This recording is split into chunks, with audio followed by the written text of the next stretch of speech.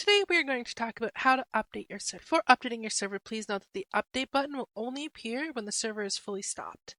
So what you're going to do is you're going to start signing into the panel first at panel.infectedgamehosting.com, add your username and password, and we're going to log in. Now the first thing we're going to make sure is that the server is completely stopped. So we're going to go into our manage.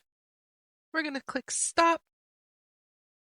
And then now we just wait for it to stop your server. So give it a few seconds. Once it says stop, this is where you're going to see the update button.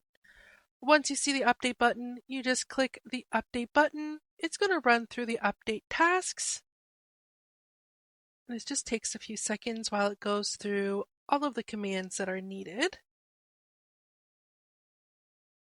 And if you have any reason that your update button does not show, just give the panel a couple more minutes or refresh if needed. So as you can see, it is working its update now. Usually gives you like a percentage and or an estimated time. So we're just going to wait for that to complete.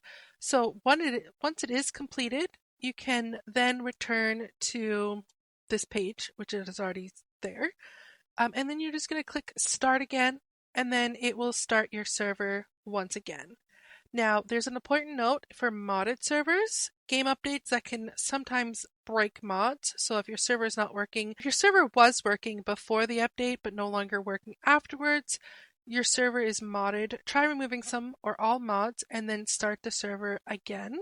And then you can always re-add them again once you've updated your server.